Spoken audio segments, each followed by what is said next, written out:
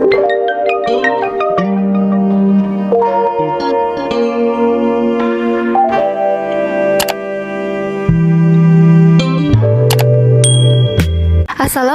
warahmatullahi wabarakatuh. Welcome back to my channel.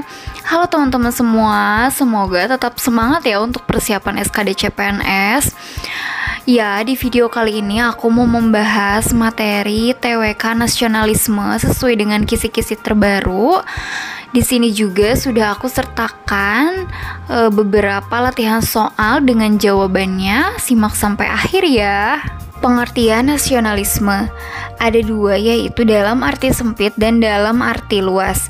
Dalam arti sempit disebut dengan nasionalisme negatif karena mengandung makna perasaan kebangsaan atau cinta terhadap bangsanya yang sangat tinggi dan berlebihan.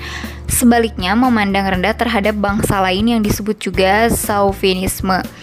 Dalam arti luas, nasionalisme positif dalam pengertian ini adalah perasaan cinta yang tinggi atau bangga terhadap tanah air dan tidak memandang rendah bangsa lain.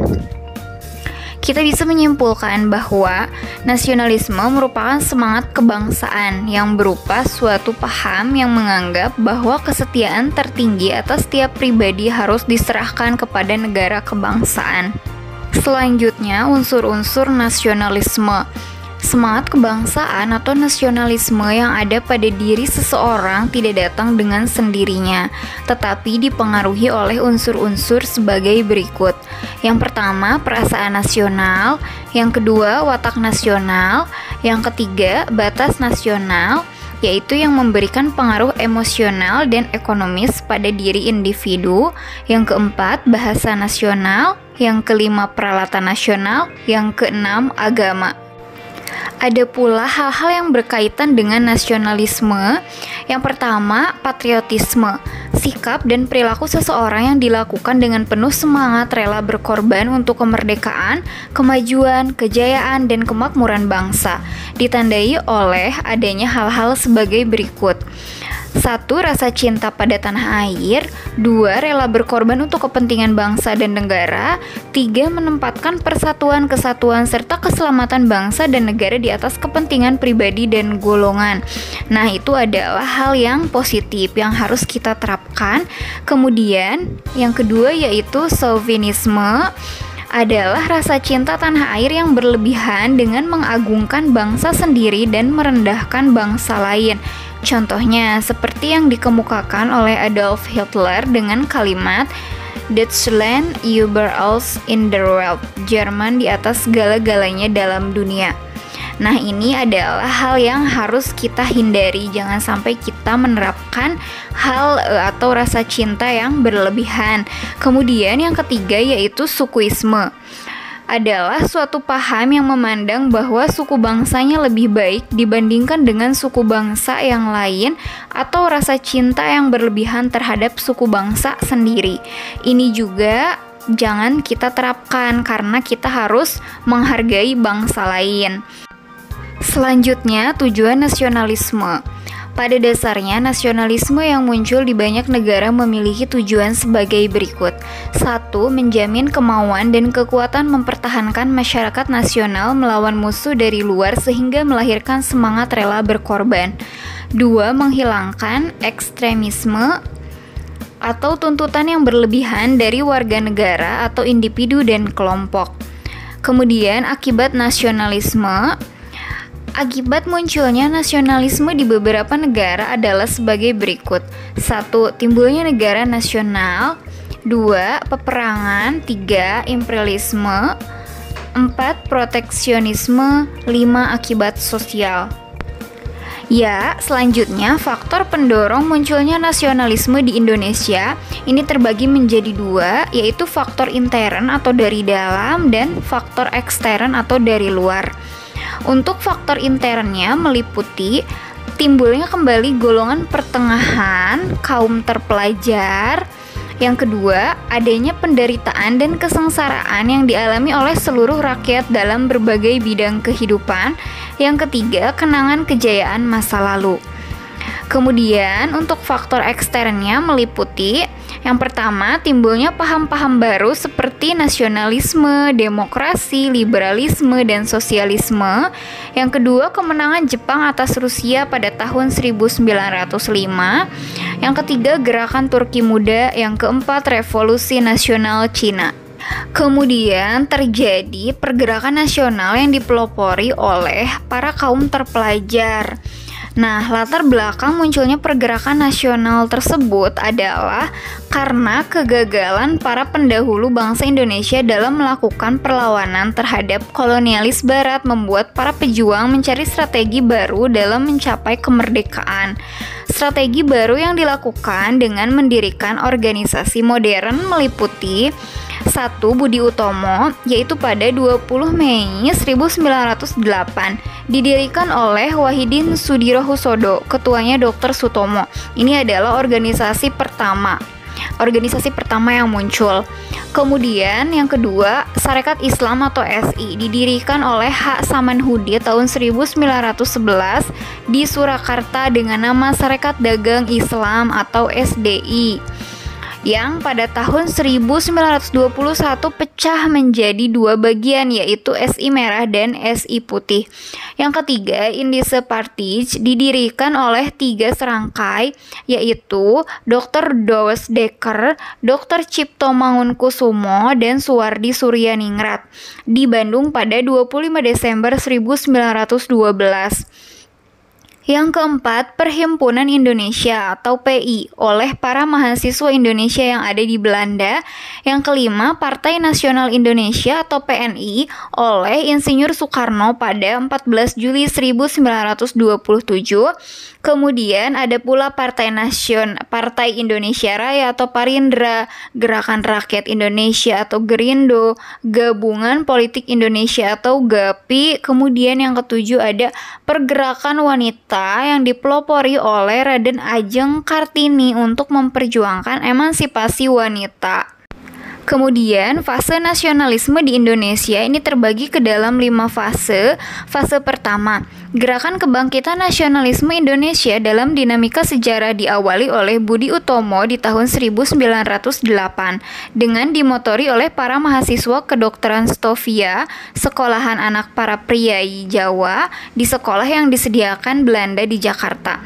Kemudian fase kedua yaitu kebangkitan nasionalisme tahun 1928 di mana kesadaran untuk menyatukan negara, bangsa, dan bahasa ke dalam satu negara, bangsa dan bahasa Indonesia telah disadari oleh para pemuda yang sudah mulai terkotak-kotak dengan organisasi kedaerahan seperti Jong Java, Jong Celebes, Jong Sumatera, dan sebagainya, kemudian diwujudkan secara nyata dengan menyelenggarakan Sumpah Pemuda di tahun 1928.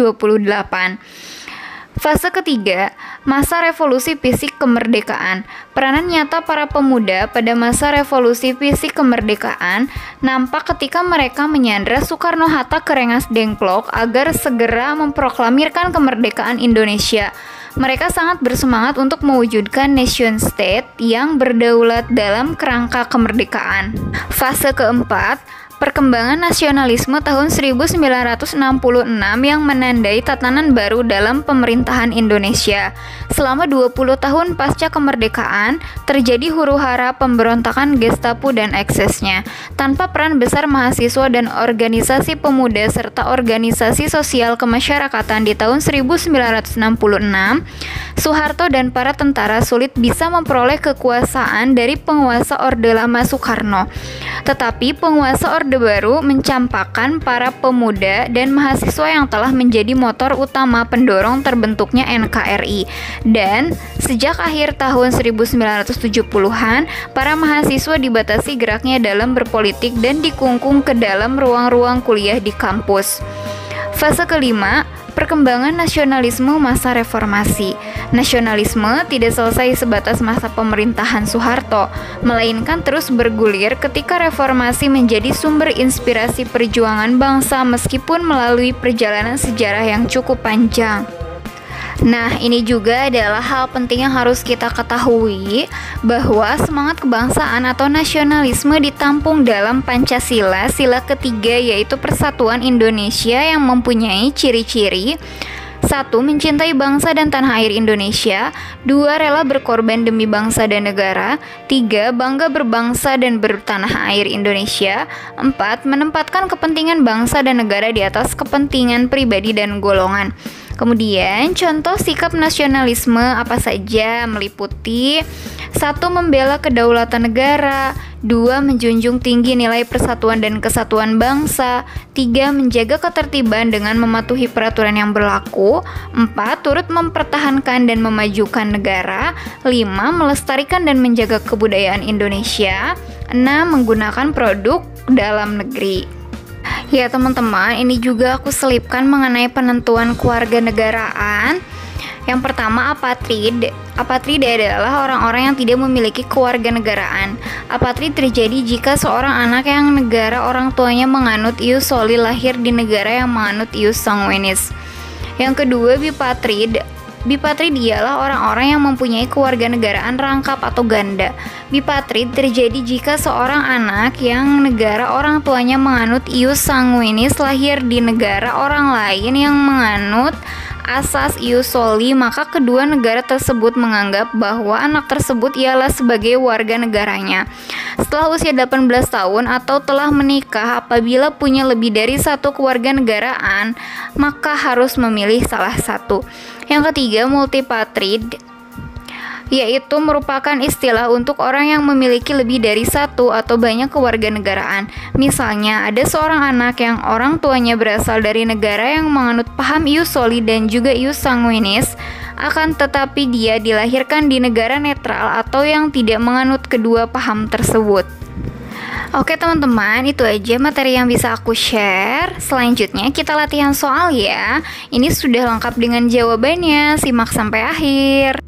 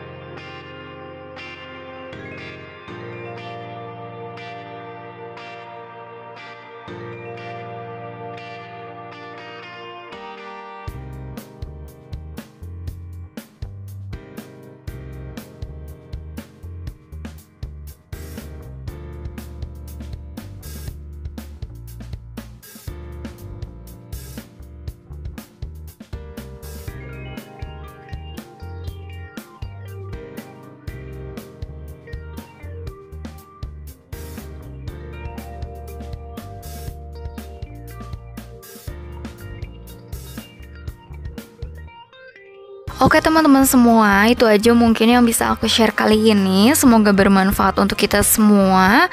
Jangan lupa subscribe, like, comment, dan share ke teman-teman yang lain agar aku semangat untuk membuat video seputar CPNS. Dan juga untuk teman-teman yang mau membeli paket SKD Mastery Premium dari sahabat CPNS, linknya aku sertakan di description box ya. See you next video. Wassalamualaikum warahmatullahi wabarakatuh.